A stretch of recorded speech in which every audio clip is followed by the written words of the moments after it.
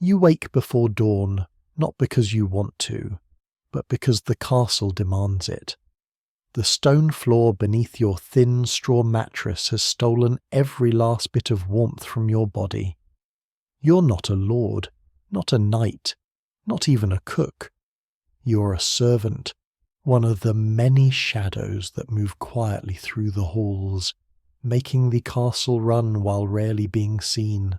Your shift begins in the kitchen, where the embers have gone cold overnight. You shuffle barefoot across jagged flagstones, gathering kindling with numb hands. The fire is stubborn, but you coax it to life, warming your fingers just enough to remember what feeling is. The castle doesn't have plumbing, it has you. You haul buckets of water from the well, shoulders aching, arms burning, knees wobbling. No one thanks you. No one even looks at you. You are furniture with legs. The cook bursts in, barking orders, wielding a wooden spoon like a scepter.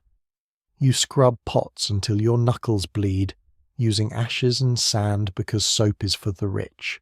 The kitchen is a room of punishment disguised as a workspace. Rats scurry across the tables and you slap them away with a ladle. You haven't eaten yet, but there's a dry heel of bread hidden in your apron. You gnaw on it behind the doorway, hoping not to be seen. You fail. Someone spots you and assigns you to latrine duty for the rest of the week. You chop onions until your face is a waterfall. You carry dishes to the nobles, careful not to make eye contact. They don't like to be reminded that servants have faces or thoughts. After the meal, you clean again. Bones, gravy, scraps, all scraped into the slop bucket. You might sneak a crust, just enough to keep standing. Afternoon blurs into evening. You mop floors, sweep halls, and get blamed for things you've never even seen. Dinner prep is chaos, smoke, shouting, pots clattering. You eat from a shared bowl, mostly liquid, maybe a root, maybe squirrel. It doesn't matter. It's food. Night falls, more scrubbing. Your hands shake from exhaustion. You're dismissed with a grunt. You crawl back to your sack near the hearth, tunic still damp, smelling of smoke and fatigue. Someone's already asleep beside you. Someone else is crying quietly. You don't ask who. You didn't choose this life. No one does. Your mother worked in the dairy until her back gave out. Your aunt did laundry until fever took her. Now it's your turn. There's no path up. You grow older, your hands get worse, and eventually you're replaced by someone younger, cheaper, less likely to fall asleep standing up. You pay attention to the little things, the rhythm of the kitchen, the shifting alliances, the unspoken rules of survival. Gossip is the only currency. You share bread with the girl who's bleeding. You move when you hear noble footsteps behind you. You don't correct the cook. You are invisible, but the castle runs because of you. If you disappeared tomorrow, the kitchen would fall apart in a week. No statue will ever be carved for you, no songs sung, but you keep going, day after day, because someone has to. And tonight, as always, that. You learn quickly that the castle is a living thing, and you are its heartbeat, steady, relentless, and unseen. The work never truly ends. Each day is a cycle of exhaustion, each task a test of endurance. You scrub, you haul, you carry, you clean. Your limbs ache from the moment you rise, and the ache only deepens as the hours drag on. The kitchen is your world, but it is not a gentle one. The cook's voice is thunder, her orders sharp as knives. You move from pot to basin, from hearth to well, your hands raw and red, your back bent. The air is thick with smoke and steam, and your shift, coarse wool, stained and stiff, clings to your skin. You scrub pans until your knuckles split, using ashes and sand because soap is a luxury reserved for those who never touch the dirt. No one thanks you. No one sees you. You are a shadow, a pair of hands, a body that moves and bends and lifts. The nobles drift through the halls, their laughter echoing above you, their footsteps soft on rushes you laid down. You carry water, you sweep floors, you mop up spills and scrape away the evidence of their feasts. If something goes wrong, a pot left dirty, a floor unswept, it is your fault, even if you were nowhere near. You eat when you can, quickly and quietly, hunched in a corner with the other girls. The bread is hard, the stew thin, but you're grateful for anything that fills your stomach. You share what little you have, a crust here, a scrap there, because tomorrow you might be the one left hungry. The work binds you together, a silent sisterhood of aching arms and tired eyes. The day blurs into evening. The fire roars, the kitchen fills with heat and noise. You move faster, your muscles burning, your breath short. The cook shouts, the maids scramble, and you do your best to stay invisible. You learn to dodge blame, to keep your head down, to never correct those above you.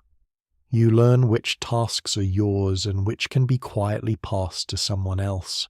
Night falls, but the work continues. Dishes pile up. Floors need scrubbing. Water must be hauled for tomorrow's bread. Your hands tremble, your legs ache, but you keep moving. You are dismissed with a grunt, and you crawl back to your sack by the dying fire, every bone in your body protesting. Someone is already asleep beside you. Someone else is crying softly. You do not ask why. You did not choose this life, but you endure it. The castle runs on your labour, your sweat, your pain. You're invisible, but essential.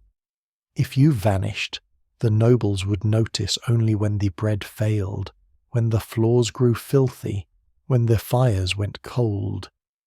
You are the heartbeat of the castle, relentless and unseen, and tomorrow you will rise again, ready to work until you ache, because someone must. You wake with your arms already aching, the memory of yesterday's labour still pulsing through your bones. The castle is quiet, but you know that peace is only for those who sleep late and rise to comfort. For you, the scullery maid, dawn is not a beginning. It's a continuation of relentless work that never truly ends.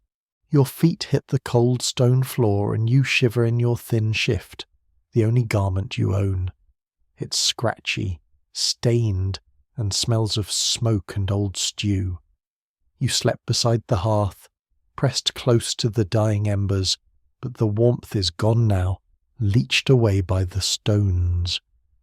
You stretch, feeling every bruise and blister, and listen to the silence. The other girls are still curled up, faces hidden, hoping to avoid the first round of chores. You don't have that luxury. You're always the first to rise. The kitchen is a world of punishment disguised as necessity. The embers in the hearth are cold, so you gather kindling with numb fingers, splinters biting into your skin. You coax the fire to life, blowing gently, cursing under your breath when the wood refuses to catch. Eventually flames flicker, and you hold your hands above them, feeling the sting as blood returns to your fingertips. Water is next. The castle doesn't have pipes or pumps, it has you. You haul buckets from the well, the yoke digging into your shoulders, the weight threatening to topple you with every step. The flagstones are slick, and your bare feet slip, but you keep moving. 4 trips before anyone else stirs. No one thanks you. No one even looks at you. You're invisible, a piece of furniture with legs. The cook storms in, her voice already hoarse from shouting. She points at the stew pot crusted with last night's dinner, and you scrub until your knuckles bleed. There's no soap, only ashes and sand, and the lie burns your skin. The scullery is thick with smoke and the smell of boiled meat. Rats scurry across the tables and you slap them away with a ladle, knowing they'll be back as soon as you turn your back. You haven't eaten. There's a heel of bread in your apron, dry as chalk, and you chew it behind the doorway, trying not to look guilty. You fail. A kitchen maid spots you and assigns you to latrine duty for the week. You don't protest. There's no point. Onion duty comes next. You chop until your eyes stream, tears mixing with sweat. No one asks if you're all right. Everyone assumes you're just weeping from your station in life. You carry dishes to the nobles, careful not to make eye contact. They don't want to see you, don't want to remember that servants have faces or feelings. After the meal you clean again. Bones, gravy, scraps, all scraped into the slop bucket. You might sneak a crust, just enough to keep standing. The day blurs into evening. More water, more sweeping, more blame for things you didn't do. Dinner prep is chaos, and you eat from a shared bowl, mostly liquid, maybe a root, maybe squirrel. It doesn't matter. It's food. Night falls, more scrubbing. Your hands shake from exhaustion. You crawl back to your sack near the hearth, tunic still damp, smelling of smoke and fatigue. Someone's already asleep beside you. Someone else is crying quietly. You don't ask who. You didn't choose this life. No one does. But you endure because someone must. The castle runs on your relentless, exhausting work, and tomorrow you'll rise again. You are the spit boy now. The castle wakes with the clatter of buckets and the low hum of servants, but your world is fire and meat. You're somewhere between 8 and 12, small enough to crouch under the hearth, old enough to know not to cry when you burn yourself. You didn't choose this job. Maybe you were orphaned. Maybe your parents convinced you this was a step up from hunger. Either way, you're here, and the spit waits. Your day begins with the kitchen still half dark, the scullery maid already scrubbing, the cook barking orders. You slip into your spot beside the great kitchen hearth, a battered stool your only comfort. The spit is heavy, the iron crank cold and slick with old grease. You grip it with both hands and start turning slow and steady, clockwise just as you've been taught. The fire roars, heat pressing against your cheeks, sweat beading on your brow before the sun even rises. The meat is a goose today, fat and glistening, skewered and ready to roast. You turn the spit, feeling the weight in your arms, the ache in your shoulders. Sometimes you're told you're too fast, sometimes too slow. Sometimes you're accused of cheekiness just for blinking. The cook's voice is thunder, her wooden spoon a sceptre of discipline. You keep your head down, eyes on the fire, hands on the crank. The heat is relentless. Your tunic, singed at the hem, smells of every kind of meat that's ever passed through this kitchen. Your skin flushes, your hair damp with sweat and smoke. Blisters bloom on your palms, and when they burst you wrap them in rags and keep turning. If you faint, you try to land somewhere that won't spill anything. The kitchen is chaos. Shouting, clanging, people running with trays and jugs. You are the eye of the storm, invisible until something goes wrong. No one thanks you, no one remembers you. But if the roast comes out uneven, someone will blame the boy who turned it. When the meat is finally done, you help pull it off the spit, careful not to flinch as the fat sizzles and grease drips. If you hesitate, you get scolded. If you flinch, you get slapped. Then it's on to the next roast, the next stew, the next boiling cauldron that smells like onions and despair. You don't know what time it is. Your life is measured in firelight and hunger. Sometimes, if you're lucky, someone throws you a bone. Literally, a half-gnawed bone with just enough meat to pretend you had lunch. You eat it in the corner, hunched like a little animal, then go back to turning. By late afternoon, your cheeks are red, your lips cracked, your hands black with soot. You cough from the smoke, your knees numb from crouching. You hear the nobles laughing in the hall above. You'll never go there. You're not allowed. That room is clean and bright and full of soft chairs and white bread. You exist so they don't have to. When the feasting ends, you help carry trays of half-eaten meat back down to the kitchen. You don't get to eat it. You scrape bones into the slop bucket, rinse goblets, drag the roasting spit into the scullery for cleaning. Your shoulder aches. A blister bursts under your palm, but you keep moving. It's late now. Your tunic is stuck to your skin, your hair stiff with grease, your hands shaking from fatigue and hunger. You finally get a bowl of pottage. Thin, just boiled grain and a few soft turnips. You slurp it down in the corner, not talking to anyone. There's nothing to say. Everyone's too tired to pretend they're people. You clean the tools, dull knives, the spit, the hooks. Everything must be spotless before the steward's rounds. Night settles like smoke. The kitchen quiets. The last pots clatter into place. The cook finally stops yelling. You sit near the dying fire, too sore to lie down, too wired to sleep. A rat crawls past. You don't flinch. You're too tired to care. You think about your old life before the castle. Maybe a shepherd's son, maybe your parents ran a mill. Maybe they still do. Maybe they forgot you. Or maybe they were just desperate. One less mouth to feed. There's no path out of this. The best you can hope for is that your burns heal properly and your back doesn't twist too early. If you're lucky, maybe you'll graduate to assistant cook by age 20. If you survive that long, winter is cruel. The castle walls are thick, but the draught still cuts through like a blade. Your station by the hearth should be a blessing. Warmth, light, fire, but it's not warmth, it's exposure.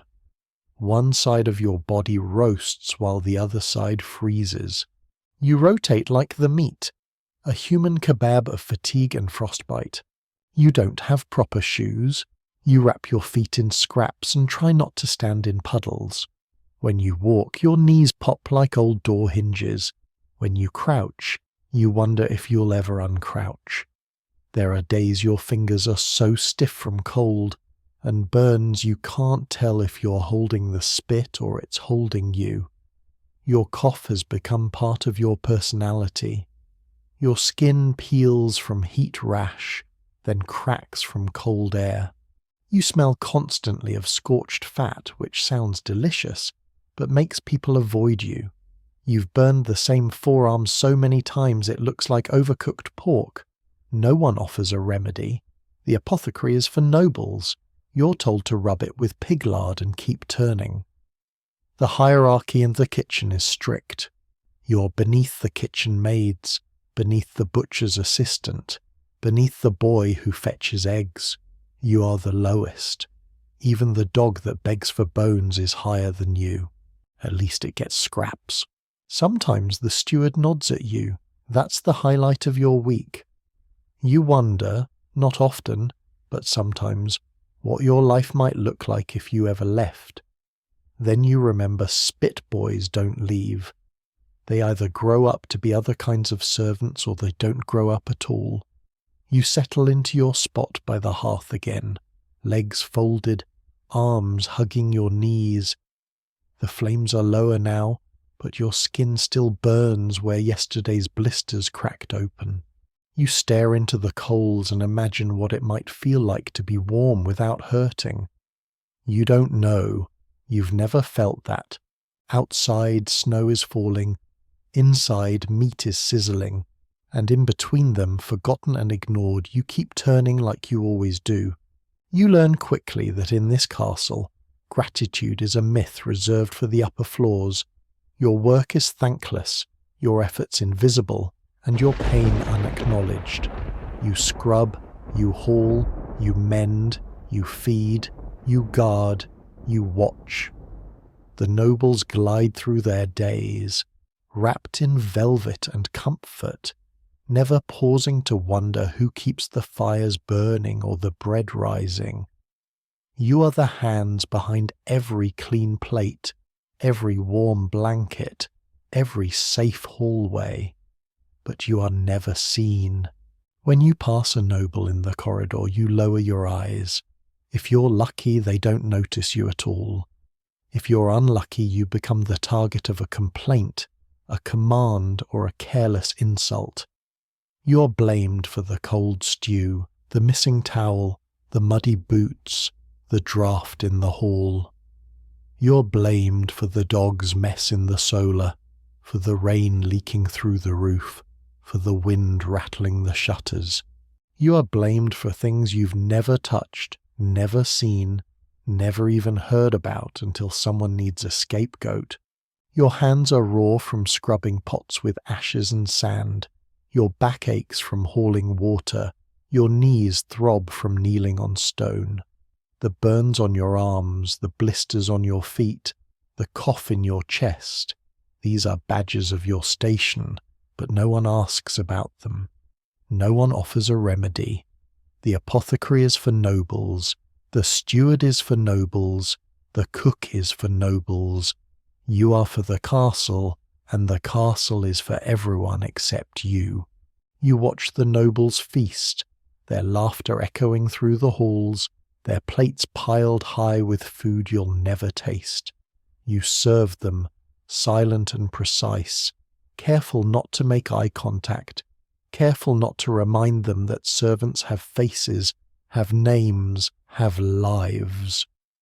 You stand in their background, arms numb from holding platters, feet soaked from mopping floors, mind drifting somewhere between exhaustion and resignation.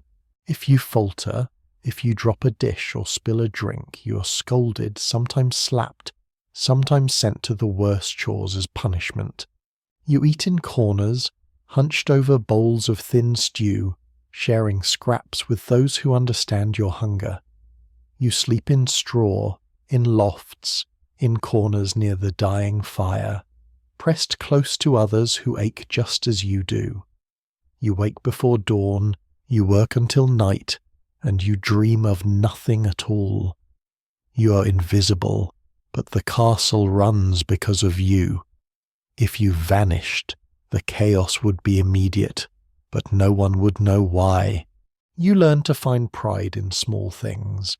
A pan scrubbed until it shines, a horse calmed with a gentle word, a cloak mended so well no one notices the patch. You share bread with the bleeding girl. You whisper comfort to the frightened dog. You mend what others break and clean what others soil. You are the quiet strength beneath the castle's grandeur, the relentless labour behind its comfort. No statue will ever be carved for you, no song sung, but you keep going day after day because someone has to. And tonight, as always, that someone is you. You are the spit boy, and you know your place in the kitchen hierarchy, at the very bottom. Even after months of turning meat over the fire, you remain the one everyone blames and no one rewards. The kitchen is a world of noise and heat, but you are its silent centre, always working, always watching, always waiting for the next command or complaint.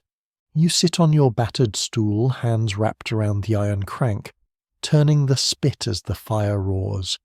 The cook shouts, the maids rush, the butcher's assistant barks orders, and you keep your head down. If the roast goose spins too fast, you're scolded.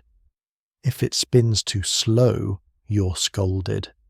If the meat is uneven, you're scolded. Sometimes you're accused of cheekiness just for blinking too often. You learn not to react, not to answer back, not to show any sign of frustration. The kitchen is strict and you are beneath everyone, even the dog that begs for bones. Your hands are covered in burns and blisters, your tunic stiff with grease and sweat. You wrap your palms in rags and keep turning, ignoring the pain. The fire doesn't care if your arms are tired, and the nobles don't care if you're hungry. You exist so they don't have to think about how their food is made. You hear their laughter drifting down from the hall above, but you'll never see the inside of that room. You're not allowed. You're invisible. When the meat is finally done, you help pull it off the spit, careful not to flinch as the fat sizzles and grease drips. If you hesitate, you get scolded. If you flinch, you get slapped. Then it's on to the next roast, the next stew, the next boiling cauldron. You don't get breaks, you don't get praise, you just keep turning. Sometimes, if you're lucky, someone throws you a bone, a half-gnawed scrap with just enough meat to pretend you had lunch. You eat it in the corner, hunched like a little animal, then go back to work. By late afternoon, your cheeks are red, your lips cracked, your hands black with soot. You cough from the smoke, your knees numb from crouching. The kitchen is chaos, but you're always blamed when something goes wrong. You clean the tools, dull knives, the spit, the hooks. Everything must be spotless before the steward's rounds. If he finds a smear of fat, you're scrubbing it with your own spit if you're lucky. If not, you're on floor duty in the Lord's privy the next day. Night settles like smoke. The kitchen quiets, the last pots clatter into place. The cook finally stops yelling. You sit near the dying fire, too sore to lie down, too wired to sleep. You wonder sometimes what your life might look like if you ever left. But spit boys don't leave. They either grow up to be other kinds of servants or they don't grow up at all. You settle into your spot by the hearth again, legs folded, arms hugging your knees. The flames are lower now, but your skin still burns where yesterday's blisters cracked open. You stare into the coals and imagine what it might feel like to be warm without hurting. You don't know. You've never felt that. You are the lowest in the kitchen, often blamed for mistakes and rarely rewarded. But you keep turning, keep enduring, because someone has to. And tonight, as always, that someone is you. You know how every castle or town needs someone to deal with the human waste. That someone is you. You are the gong farmer, a title that sounds almost respectable until you remember what it means.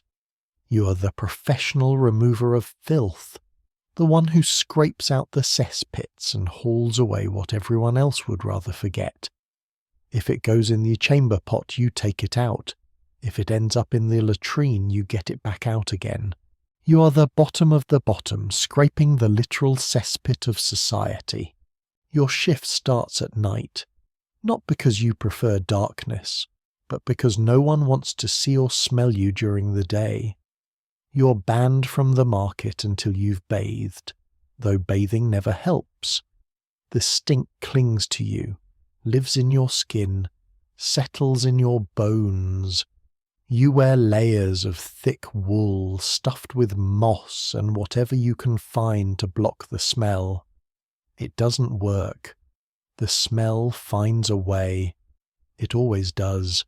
Your tools are simple: a rake, a bucket, a shovel.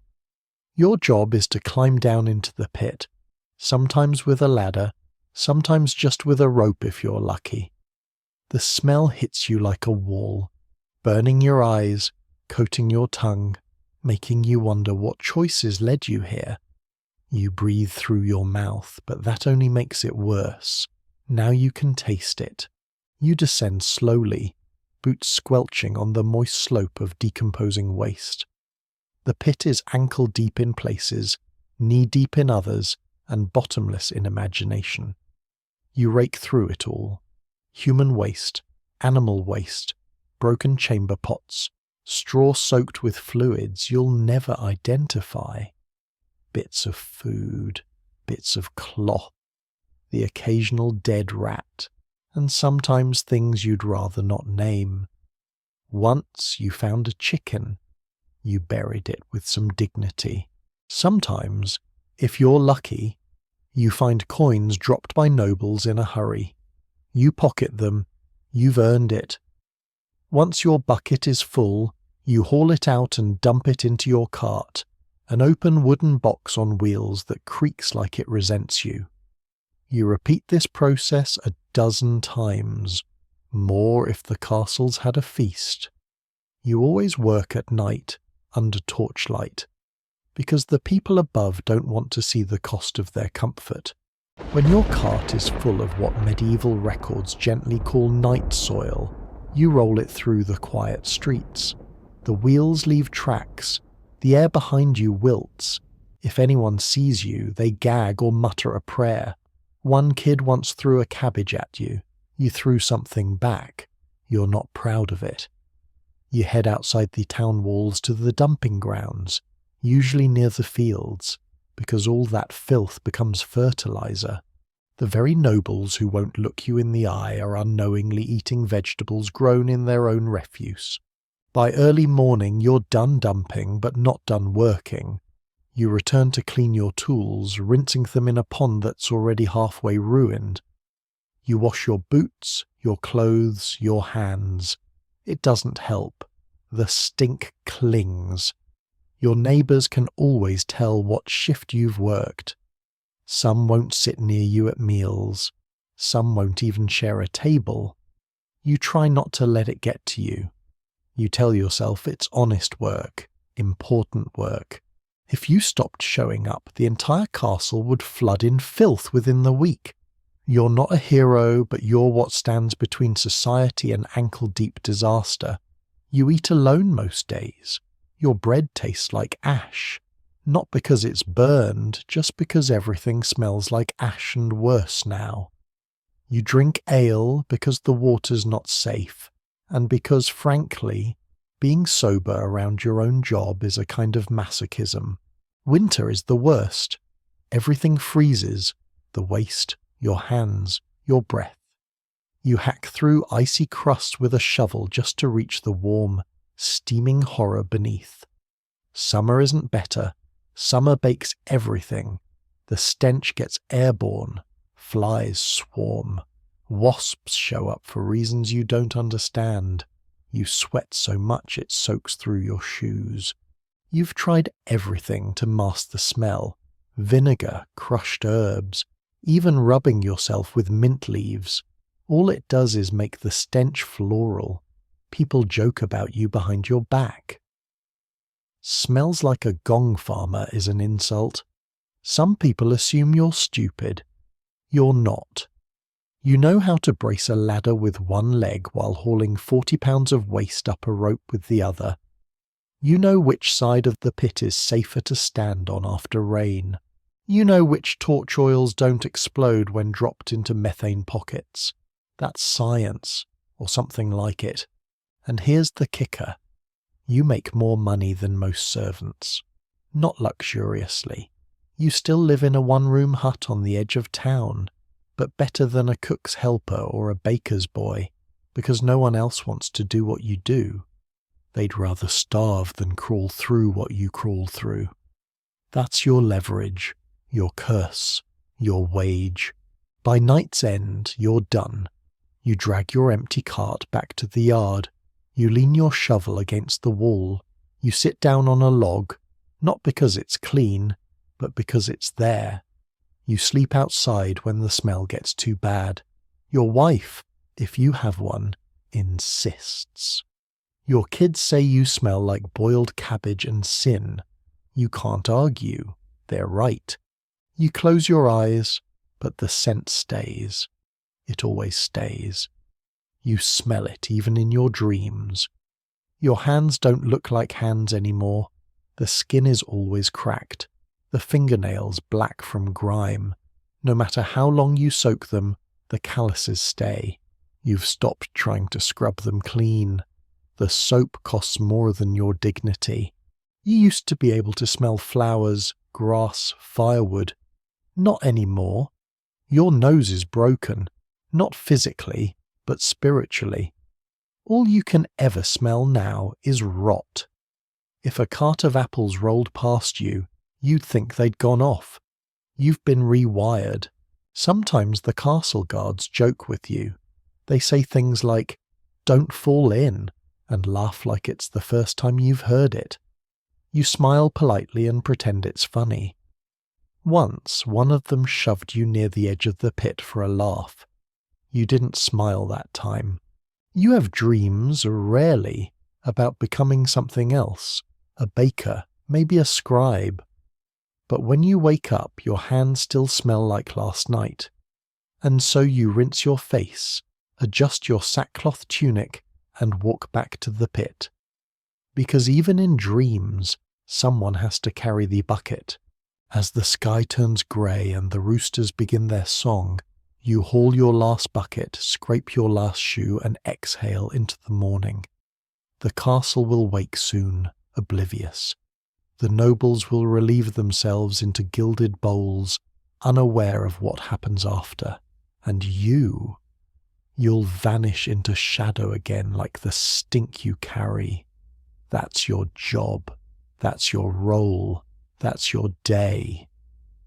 The gong farmer, cleaner of kingdoms, forgotten by all, remembered only by the flies.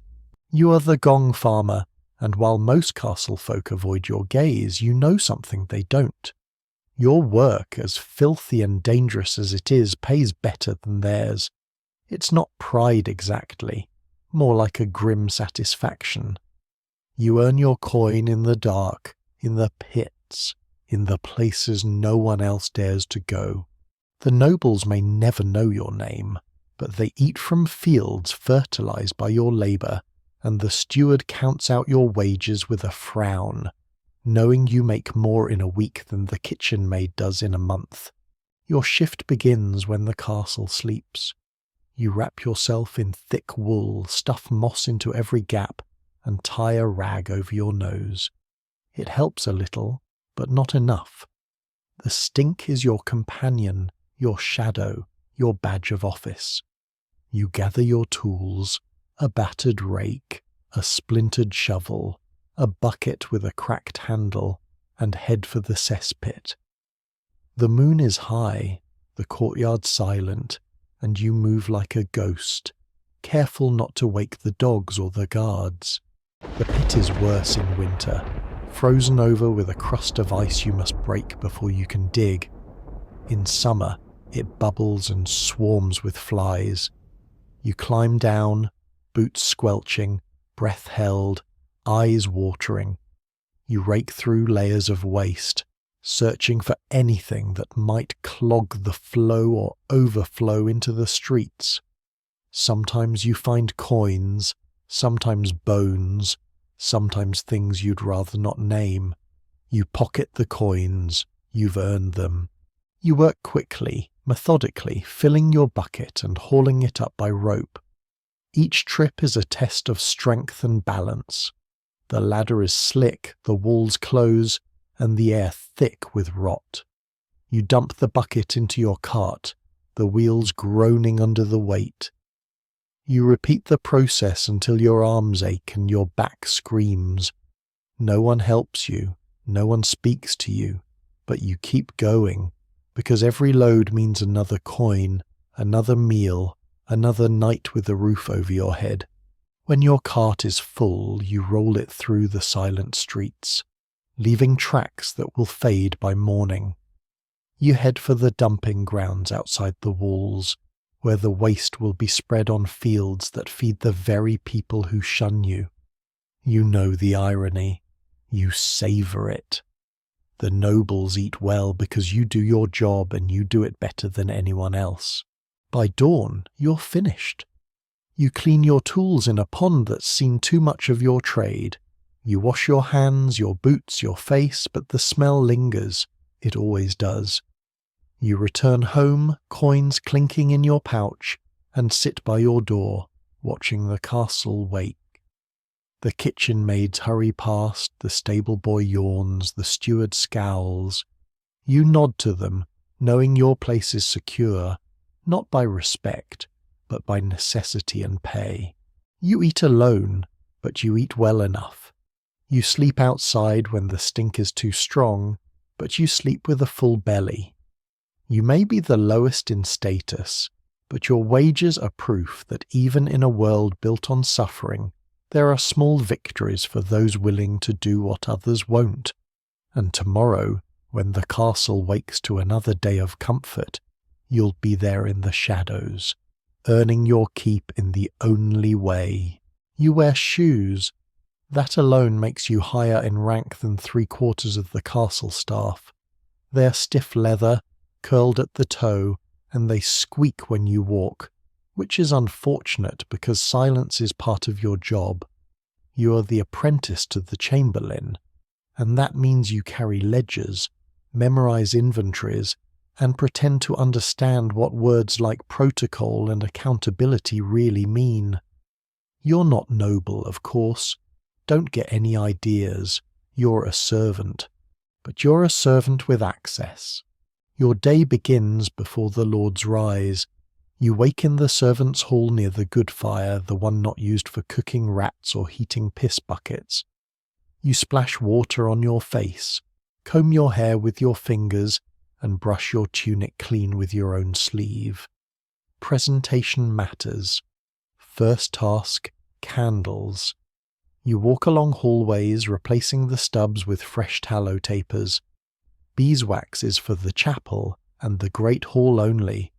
Everyone else gets the cheap stuff that smells faintly of sheep. As you move from room to room, you note anything out of place.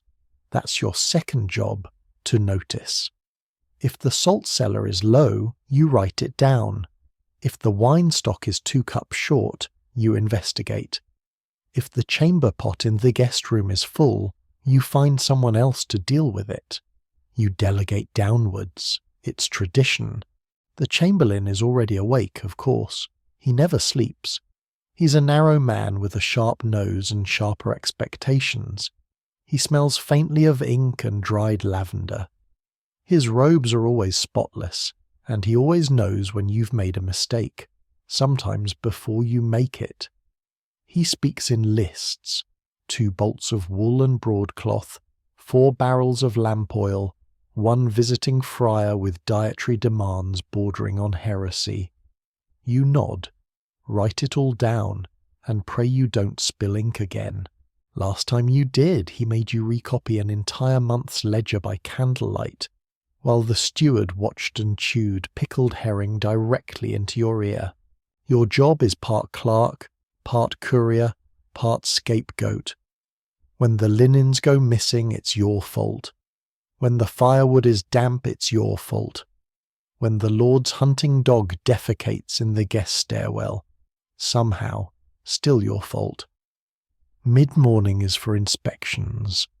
You follow the chamberlain through halls and chambers like a silent, scribbling ghost. He taps walls, lifts bed covers, tastes wine, sniffs rushes. You nod and record. You try not to sigh. Once you caught yourself yawning and spent the rest of the day organizing dry peas by size and color, lunch is not a break. It's a logistical nightmare. Who eats what, when, and where, and who is seated 2 spots away from whom, so no one accidentally reignites a blood feud over pigeon pie. You carry seating charts, correct titles, and gentle reminders that Lady Crest is no longer speaking to Lord Alric since the Lent wine incident.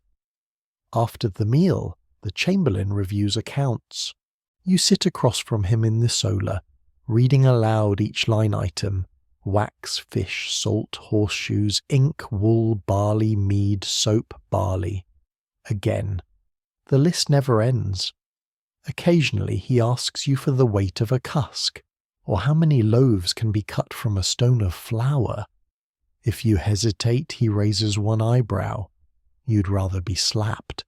Then come the visitors, nobles from another estate, a wandering knight, some distant cousin who somehow is always between holdings.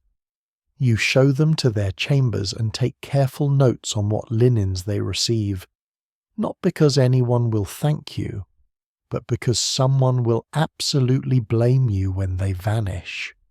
You're also responsible for the castle's keys, or more accurately for fetching them. The armory key, the wine cellar key, the upstairs wardrobe key that fits nowhere but is still important. You carry them in a pouch tied tightly to your belt, and you touch them reflexively like prayer beads. Losing them would be a career-ending scandal, possibly a beating, possibly exile, possibly worse, permanent latrine duty. By late afternoon, the lists have turned to logistics. A shipment of salted herring is late. A bolt of velvet has gone missing. A priest drank too much and is asleep on the chapel floor. The kitchen is out of vinegar. The stables need more hay. The steward has opinions. You listen, you nod, and you draft a polite response in the chamberlain's hand. Sometimes you draft love notes. Yes, really. There's a noble lady who insists on communicating only via letters. She dictates them to you behind a curtain while feeding her lapdog strawberries soaked in cream. You write what she says, edit out the madness, and deliver the wax-sealed nonsense to a knight who blushes like a baker's oven every time he opens one. Evening approaches. Candles again. You pass through the halls with a taper and a snuffer, relighting what's gone out, trimming what's burned too low. The halls are quieter now. The nobles drink, the servants breathe, and you are somewhere in between. Not invited to either world, but required in both. You check on the guest rooms again, fluff the rushes, straighten the curtains, ensure that no one has died, spilled wine, or eloped without proper documentation. By now your feet hurt, your head pounds, and your fingers are stained with wax and ink. You haven't eaten since morning, but you won't eat until the chamberlain finishes his supper and dismisses you. Sometimes he forgets. You sit outside his chamber for an hour while he recounts stories from his youth to a bored page boy who probably dreams of becoming a knight. You doze with your chin in your palm and your stomach caving in. Eventually the door opens. You're dismissed with a flick of two fingers. You bow, murmur thanks, and retreat to the servants' quarters. Your bunk is narrow, the fire's out. Someone else has stolen your blanket again. You lie down, still half-dressed, and stare at the ceiling. You wonder if this is what power smells like. Tallow, ink, sweat, and lavender. You used to think working near the nobles would be exciting, that you'd hear secrets, learn how power works. You've heard the secrets, all right. Mostly about hemorrhoids, stolen pastries, and who thinks whom is insufferable. As for power, it's just more rules, more ways to fail. The chamberlain says you're learning discipline. What you're learning is exhaustion. What you're learning is how to be invisible, indispensable, and ignored at the same time. You've become fluent in silence, skilled in being present but forgettable. There's talk of promotion. Maybe one day you'll be assistant to the steward or manage the cellar books. Maybe more likely you'll keep doing this until your back gives out or your eyes go bad from reading numbers by candlelight. There's no pension, just a slower decline. And still you show up because your work keeps the chaos stitched together. Because the castle doesn't run without you. because someone needs to make sure the salt stock matches the winter ration plans, and because if you don't, someone will notice. You drift off to sleep counting barrels in your head. You dream in inventory. You wake when the first bell rings. It's still dark. You stand up, stretch your aching legs, and adjust your squeaky shoes. It's time to relight the candles. You walk the castle halls with a ledger tucked under your arm and a pouch of keys at your belt. You're the apprentice chamberlain, a servant with access to noble spaces, trusted with inventories and secrets, but still invisible and overworked. Your shoes squeak on the flagstones, a small luxury, but one that marks you as different from the scullery maids and spit boys. Not noble, not quite servant, you exist in the thin space between. Your morning begins before the sun, before the lords stir in their feather beds. You light candles in the chapel and the great hall, careful to use beeswax only where it's allowed. You check the salt cellars, the wine stocks, the linen cupboards. You write down every shortage, every stain, every missing spoon. You delegate the worst tasks downward, but the blame always flows up. If the firewood is damp, if the guest room chamber pot is full, if the lord's dog soils the stairwell, it's your fault. The chamberlain is always awake before you, his sharp nose sniffing out mistakes before you make them. He speaks in lists and expects you to keep up. You nod, scribble, and pray you don't spill ink. Last time you did, you spent a night recopying ledgers by candlelight, your fingers cramped and your eyes burning. You learn to move quietly, to notice everything, to never yawn in his presence. Inspections fill your morning, following the chamberlain through halls and chambers, recording every detail. You envy no one, except maybe the cook's dog, who barks without consequence. Lunch is a logistical puzzle, seating charts, dietary needs, reminders of feuds and alliances. You keep track of who sits where, who eats what, who must not be near whom. After the meal, you read accounts aloud, line by line, barley, wax, fish, salt, horseshoes, ink. The list never ends. Visitors arrive. Nobles, knights, distant cousins. You show them to their rooms, note the linens, fetch the keys. The keys are your responsibility, each one tied to your belt, each one a potential disaster if lost. You touch them often, a nervous habit, knowing that a missing key could mean punishment or worse. Afternoon brings more lists, more logistics. A shipment is late, a priest is drunk, the kitchen is out of vinegar. You draft responses, sometimes love notes for noble ladies, sometimes apologies for missing velvet. You relight candles, straighten curtains, check guest rooms for disasters. You're everywhere and nowhere, present but forgettable. Evening comes and you wait outside the chamberlain's door, stomach empty, mind racing. When you're finally dismissed, you retreat to the servants' hall, your bunk narrow, your blanket missing. You lie awake, counting barrels in your head, dreaming in inventory. You wonder if this is what power feels like: exhaustion, responsibility, and silence. You're a servant with access, trusted but invisible, overworked and always one mistake away from blame. The castle runs on your quiet diligence, your careful lists, your ability to be everywhere at once.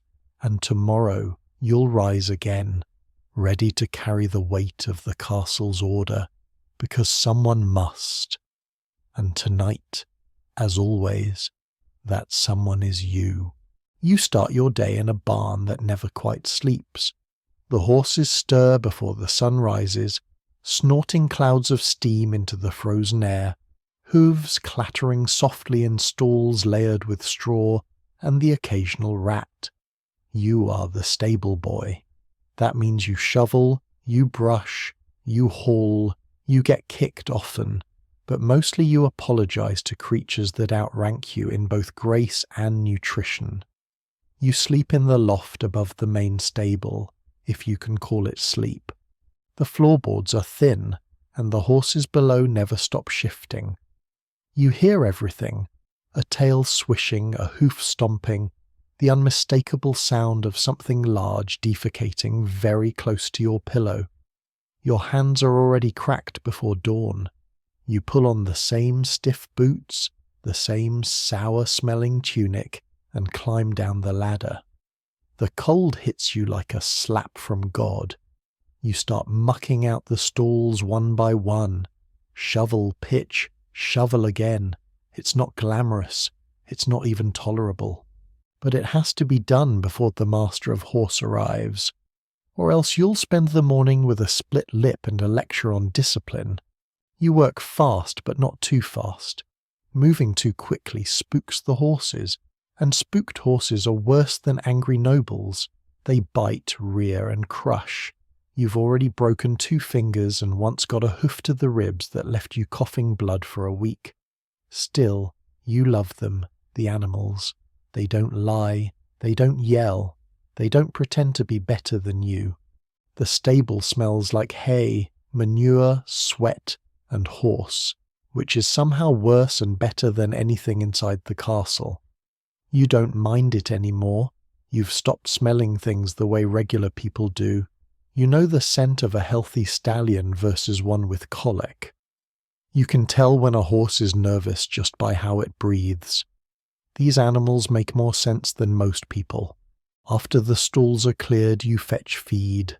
Heavy sacks of oats and hay bales stacked high in the loft. You lower them one by one, careful not to twist your back again like last winter. You nearly passed out, and the master said, "He's faking it," before throwing a bridle at your head. Feeding is a delicate dance. Some horses are greedy, some are shy. Some will bite your hand if you reach at the wrong moment. You've got scars to prove it. You pat their necks, check their hooves, and whisper nonsense to keep them calm. They know your voice. They trust you more than most nobles ever will. Mid-morning means grooming. You brush, curry, clean hooves, and untangle manes. You pluck burrs, wipe noses, and scoop more dung than you care to count. If the lord is riding, you polish the tack until it gleams. Not because he'll notice, but because the master of horse will. And if anything is amiss, it's your hide that gets tanned, not the leather. Sometimes the nobles bring dogs into the stable. Hunting dogs, loud, twitchy things with more pedigree than sense. You clean up after them too. No one ever says thank you. When the lord decides to ride, and he always decides last minute, everything changes. The stable turns into a whirlwind. You saddle his best gelding, the one that doesn't like to be touched. You check the straps 3 times. You wipe the bit with a cloth. You make sure the stirrups are exactly how he likes them. Too short, of course, because fashion over function is eternal. Then you stand aside, quiet and invisible, while he mounts. If the horse fidgets, it's your fault. If he slips in the mud, it's your fault. If he falls and breaks a nail, it's probably still your fault. You'll hear about it for weeks. In the meantime, you fetch fresh water, sweep the yard, and stack more hay. The smell of leather and sweat clings to your skin. Your shoulders ache. Your arms throb. You've pulled muscles you didn't know existed and bled in places that shouldn't. You get a break sometimes, but it's not restful. You sit on a stool, sip warm ale from a tin cup, and stare at the dust motes drifting through the air like exhausted ghosts. You don't talk. Your jaw hurts from clenching it. Your body hurts from existing, but the horses still need brushing. In winter, it's worse. Your fingers go numb even inside gloves. The troughs freeze. The breath from the horses steams in the cold like dragon smoke. You break ice with a hammer just to get them a drink. Sometimes you wonder if anyone inside the castle even knows the stable has no insulation. In summer, you're a walking blister. You sweat through your tunic, your shirt, your soul. Evening arrives with flies, clouds of them. They gather in the corners of the stable, buzzing like tiny curses. You swat them away half-heartedly while cleaning out the last stalls. One of the older mares has soiled her bedding 3 times today. She's nervous. Bad weather is coming. You feel it in your joints, the way the air shifts. You know before the sky even darkens. You sweep again. You rake again. You scrub the troughs with a fistful of straw and an old brush that lost its bristles 2 years ago. No one replaces it. No one notices but you. The master of horse checks in one last time. He grunts if he's pleased. He yells if he's not. You've learned to measure your day and the distance between his voice and your face. You sneak a few carrots from the feed room. One for the grey mare who doesn't bite. One for the chestnut who only bites strangers. They nuzzle your hand with soft velvet noses. It's the closest thing to affection you get. When the sun goes down, you climb the ladder to the loft again. Your bed is a pile of rags and straw. It smells like mildew and saddle oil. You lie down in your clothes. There's no point undressing. You'll only have to put it all back on in 5 hours. You listen to the horses breathing. You listen to the wind pressing against the wooden slats. You count hoofbeats in your dreams. You'll be up before dawn again. No one at court knows your name. They call you boy even though you're nearly 17, and your back cracks like a drawbridge. When you pass in the halls, they wrinkle their noses, not because you're rude, but because you smell like a life they don't want to imagine. Still, some nod. The kitchen maid leaves you crusts. The blacksmith grunts a greeting. Once a knight gave you a silver coin because you calmed his stallion before battle. You still have it. You don't plan to spend it. It's proof that you're not invisible. You're not stupid. You know you won't rise high. There's no ladder from stable boy to steward. No horsebrush that turns into a sword. You're not going to become a knight, not even a squire, but you know animals, and that's something. You know how to wrap a wound, calm a foal, and spot a lame leg before it gets worse. You matter in a quiet way. You've seen what happens to boys who can't take it. They leave or break or disappear one night after a whipping. No one asks questions. You do your job and keep your head down. In bad weather, the stables leak. In summer, the hay rots. In winter, your breath ices on the rafters. But the horses are still there, waiting, breathing, trusting, and that's enough. Not always, but most days. So you close your eyes, listening to the weight of hooves in straw, the creak of wood, and the soft breath of creatures that never judged you. Tomorrow it starts again. You are the stable boy, and the horses need you. You know the castle by the sound of its animals. You know the way the horses stamp and snort in the cold, the way the dogs bark at shadows, the way the chickens fuss in the yard. But you also know that, for all your work, you are rarely acknowledged by anyone who lives above the stables. You're the stable boy, and your days are measured in bruises, blisters, and the quiet trust of creatures who never ask for more than food and kindness. Your morning begins before the sun, before the nobles stir, before the cook shouts. You climb down from your loft, boots stiff and tunic sour, and step into the chill. The horses greet you with soft knickers and the occasional impatient stomp. You shovel out the stalls, pitchfork scraping against stone, hay dust swirling in the lantern light. Your hands are cracked and bleeding. Your back aches, but you move quickly. too slow and the master of the horse will find you, and his words bruise harder than a hoof. You work through the pain, the horses need you, you brush their coats, untangle their manes, check their hooves for stones. You whisper to them nonsense words and gentle promises. They listen, ears flicking, eyes soft. You know which ones are nervous, which ones bite, which ones need a little extra patience. You've learned to dodge kicks, to soothe tempers, to wrap wounds with scraps of linen and hope. The nobles rarely come to the stables, but when they do, it's chaos. They want their horses ready, saddled, gleaming and calm. If anything goes wrong, a strap too loose, a horse too restless, a bit not polished, it's your fault.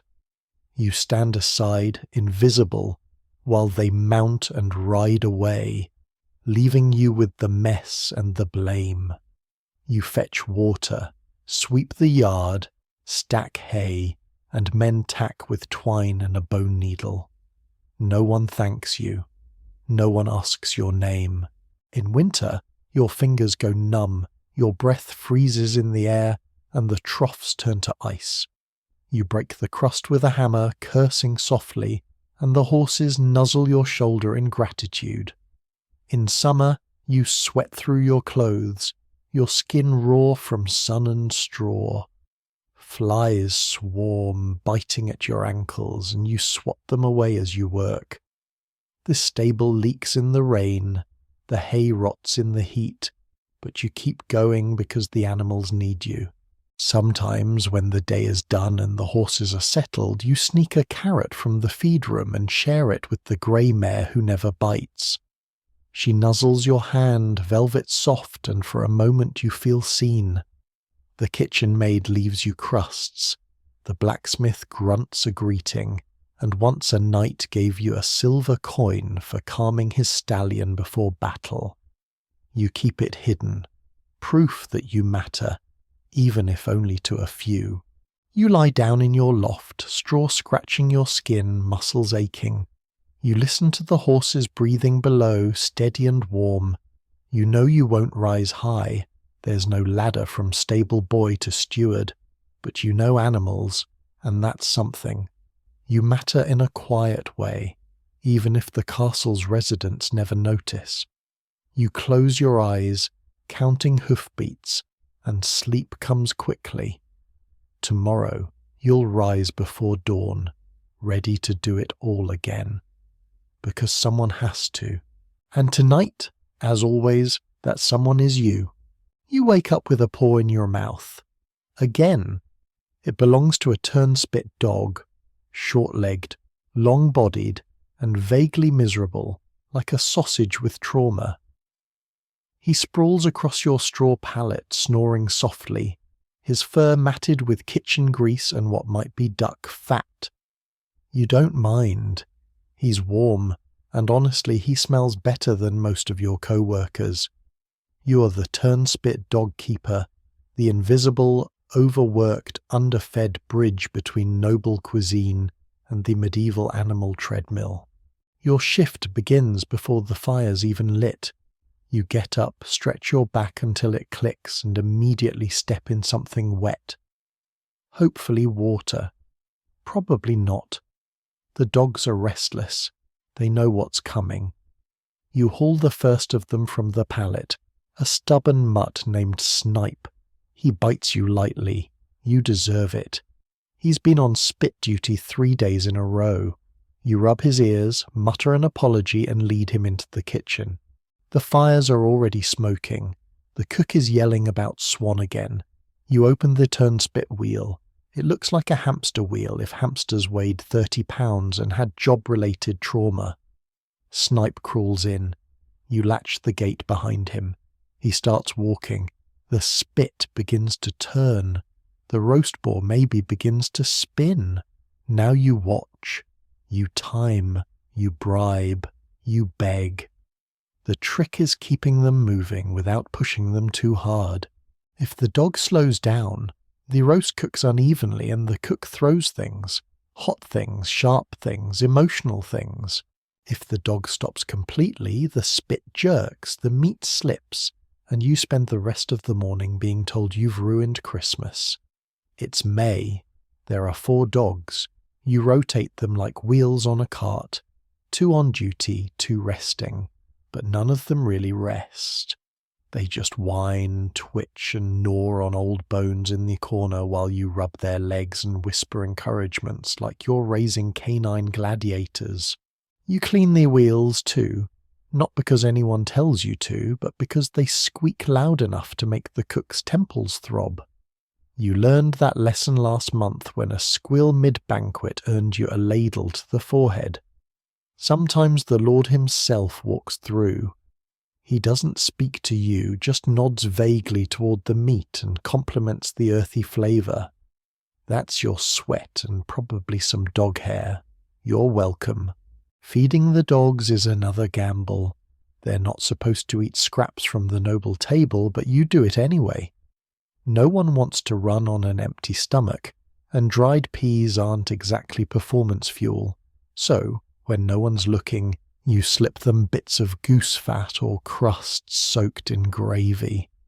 They love you for it, until one of them bites your thumb off, which almost happened last week. Burns are common. Your forearms look like parchment.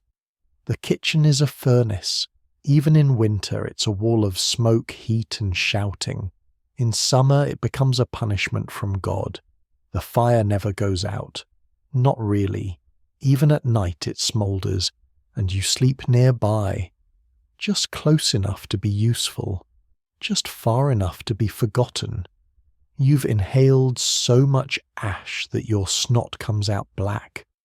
Your cough sounds like a dying bellows. Your eyes are permanently red, which at least hides the tears. You used to think dogs were cheerful, loyal, friendly. Now you know better. These are working dogs, bred not for companionship but for endless mechanical endurance. They don't want affection, they want your bread, and if you're late feeding them, they organize a rebellion. You once walked into the wheel room to find 3 of them sitting in a circle chewing your shoe. No one taught you how to train them. You just learned by trial, error, and blood loss. You keep a stick nearby. You don't like using it. You really don't. But sometimes they refuse to run. Sometimes they dig in their paws and stare at you with the eyes of an animal who knows it's part of a joke it can't understand. You've named them all. Snipe, Button, Maws, and Guts. The mean one. He only likes you when you feed him bacon grease. Otherwise he growls like a brewing storm and snaps at your ankles when he's off duty. You think he sees the world the same way you do. Tired, greasy, and full of smoke. Once a noble child wandered into the kitchen, pointed at the dog wheel and said, "Look, a spinning puppy." You smiled. Then her tutor yanked her away and glared at you like you'd exposed her to something indecent. You didn't say a word. You never do. At some point you realize your posture's changed. You walk hunched now from years of ducking under low beams, crouching beside dog pens and carrying iron spits still hot from the fire. Your hands are covered in calluses and burns. Your knees ache when it rains. You're 17. You used to dream of being a falconer. Now you can't even hear birds over the constant drumming of paws in a wheel. When you do get a moment alone, you sit by the back door just out of sight. You let one of the dogs curl up next to you, usually Maws, the quiet one. She's the only creature in the kitchen that doesn't demand anything. She just breathes, warm and real, and you rest your head against her side for a minute, maybe 2. Then the bell rings again. More meat, more spinning. No one thanks the dog. No one thanks you. At night, you scrub the grease from your arms with sand and prayer. You curl up in straw, listening to the slow pant of sleeping dogs and the lingering sizzle of fat in the hearth. You dream of running. Not from anything, just running, and the wheel keeps turning. Sometimes you hear the nobles talk about the charm of rustic kitchens. They mean the decor, the roasted swan, the smell of herbs they think came from the garden, and not from the sweat of the scullery maid who harvested them barefoot in the dark. They don't know you exist. They don't know the dogs exist. If they do, they think it's quaint, a detail for the minstrels to include in their songs. You've learned a strange patience working here. You don't argue, you don't complain, you just keep the wheel turning. You feed the dogs, tend the injuries, clean the wheel, and hope the day ends without blood. You've seen worse. One boy got his hand caught in the gearing last year. He doesn't work here anymore. You're not sure if he died or just became someone else's problem. You have a small cloth pouch hidden behind a beam. Inside is a bit of cheese you've been saving, a button shaped like a flower, and a dog's tooth. Guts lost it during a particularly bad day. You keep it like a relic, a reminder that even the meanest dog can break under pressure. Your ears ring from the shouting, from the heat, from the spin. Your bones hurt. Your stomach is never quite full. But every once in a while, one of the dogs nuzzles your arm after a long run. And in that brief, strange moment, you feel seen. Not by the castle, not by the cook, but by something living. And for now, that's enough. Because in this place, even the smallest kindness, a warm side, a steady breath, a dog that doesn't bite, is worth holding on to, especially when the fire never goes out and the wheel never stops.